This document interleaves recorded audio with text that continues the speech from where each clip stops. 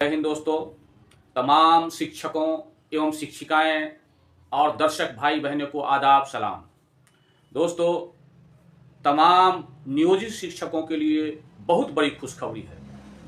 देखिए, इतनी बड़ी खुशखबरी है कि आप खुशी से झूम उठिएगा। पटना हाईकोर्ट ने शिक्षकों के सपोर्ट में फैसला सुनाया है, जिस कारण शिक्षा विभाग के मंत्री और बिहार के मुख्यमंत्री के गले में कांटा फंस गया है, एक हेडेक हो गया है।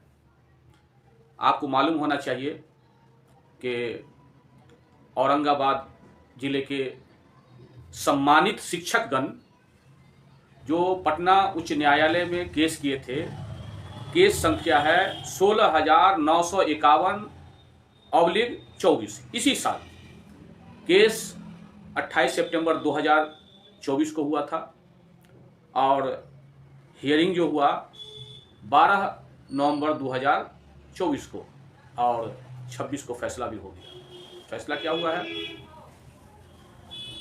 सरकार जो 2020 में जो नियमावली बनाई थी, उस नियमावली के कंडिका 7 में अंकित था कि जो शिक्षक स्नातकोत्तर हैं, पीएचडी हैं, उनके लिए जो लगातार सेवा 4 वर्ष कर चुका है, उसके लिए पदोन्नति के होकर के प्रधानाध्यापक बनेगा। और कंडिका 8 में है कि जो भी पद है हेडमास्टर का, प्रधानाध्यापक का, वो प्रमोशन ही से बनेगा। और इधर शिक्षा विभाग जो है प्रधानाध्यापक का एग्जाम भी ले लिया, रिजल्ट भी हो गया। और पटना उच्च न्यायालय ने उप विकास आयुक्त डीडीसी को चिट्ठी लेकर के फैसला दिया है कि आप 4 महीने के अंदर जो इस तरह के शिक्षक हैं उनको प्रमोशन करके हेडमास्टर बनाया जाए। तो अब दोस्तों, यहाँ पर सोचने की बात है, जब हाई कोर्ट का जो फैसला होता है तो एक जगह के लिए नहीं फैसला होता है, एक जगह प्रभावित होगा, उसी तरह से इंप्लीमेंट हर जगह हो जाएगा। कहाँ सरकार सेवा निरंतरता देने में उसको हेडेक लग रहा था। दूसरी बात, मैं अपना अनुभव बताता हूं, चूंकि मैं बिहार विधानसभा सचिवालय में काम करके सेवानिवृत्त हो चुका हूं। सरकारी प्रावधान है, गवर्नमेंट का रूल है कि अगर आप इंटरमीडिएट हैं तो 5 साल आप नौकरी कर लिए हैं तो स्नातक ग्रेड प्रमोशन मिलेगा, और 10 साल पर कंटिन्यू नौकरी किए हैं तो कालबद्ध प्रोन्नति मिलेगा।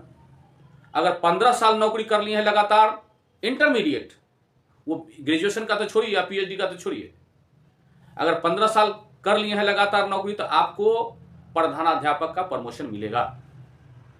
सरकार अगर 5 साल के बाद स्नातक ग्रेड प्रमोशन नहीं दिया है तो सरकार को जोड़ करके उसको पेमेंट करना होगा। अभी जो हाईकोर्ट का फैसला हुआ है कि नियोजित शिक्षकों को प्रधानाध्यापक का पद दिया जाए, और नियमावली में भी है, वही नियमावली के अंतर्गत हाईकोर्ट, सम्मानित हाईकोर्ट पटना उच्च न्यायालय ने फैसला दिया है। अब फैसला दिया है तो सरकार को जो कोष का भार पड़ेगा ही, जो पेमेंट का थोड़ा कष्ट पड़ेगा ही, क्योंकि पटना उच्च न्यायालय ने डीडीसी को कहा है कि 4 महीना के अंदर ये प्रमोशन देकर के हमको इंफॉर्मेशन दीजिए। कोर्ट पर सबको आस्था है। अब जो है कुछ विशिष्ट शिक्षक सोच रहे हैं कि आगे जाएं या पीछे जाएं, ज्यादातर जो है लौटने ही वाला है। और इधर विशिष्ट शिक्षक भी जो उत्तीर्ण हुए हैं उनका भी मामला 1 साल के लिए लटक गया, 1 साल तक नहीं कुछ होगा। ये सब भी जो है हाईकोर्ट जा रहे हैं। इसलिए जो लोग लाभान्वित नहीं हुए हैं, आप धैर्य रखिए, आप आज़ाद हैं कि हमको किसमें लाभ है। सरकार का मंशा ठीक नहीं है, आपको सर्विस ब्रेक कर करके और डायरेक्ट राजकर्मी का दर्जा देने के लिए आपको जो है लुभा रहा था।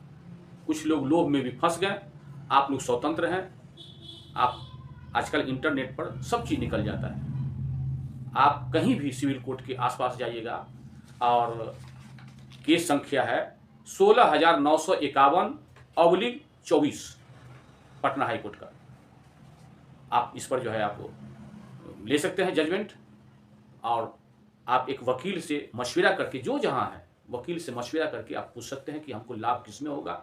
सरकार जब 2020 में नियमावली बना दिया कि जो सक्षमता परीक्षा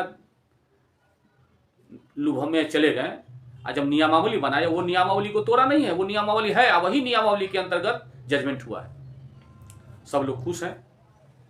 याचिकाकर्ता इंद्रजीत कुमार थे औरंगाबाद के, सब लोग खुशी खुशी हैं। दोस्तों, मेरा अपना मंथन है कि आप लोगों को जो केस जीता है और फिर इस केस में जो जा रहा है, वो जिस तरह से स्नातक ग्रेड का प्रमोशन मिलना चाहिए, एरियर के हिसाब से कालबद्ध प्रोन्नति मिलना चाहिए, उसके बाद जो है प्रधानाध्यापक का प्रमोशन मिलना चाहिए। आज जिस दिन से ट्रेंड हुए हैं आप, उस दिन से समान काम का समान वेतन मिलना चाहिए। तो आप यकीन मानिए, आपको 90,000 1 लाख रुपया सैलरी महीना होगा, और एरियर भी मिनिमम 15 लाख से कम नहीं मिलेगा। जिनका बहाली 2007 में, 2003 में, 2006 में और 2009 में हुआ है, उन लोगों को एरियर जोड़ करके अच्छे अमाउंट मिलेगा। और धैर्य रखिए, सहनशील रहिए, घबराइए नहीं, ससमय ड्यूटी कीजिए।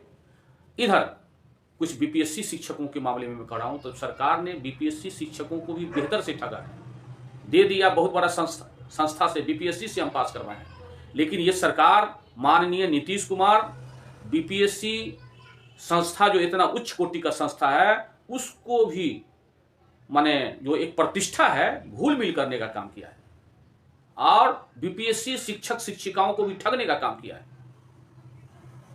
बीपीएससी शिक्षक शिक्षिकाओं का भी सैलरी, समान काम का समान वेतन होना चाहिए। एक ही स्कूल में वही पढ़ाई बीपीएससी शिक्षक पढ़ा रहा है, वही पढ़ाई नियमित शिक्षक पढ़ा रहा है, तो एक का सैलरी है 1,10,000, एक का सैलरी है 25,000, 30,000, 35,000। कहाँ का इंसाफ है?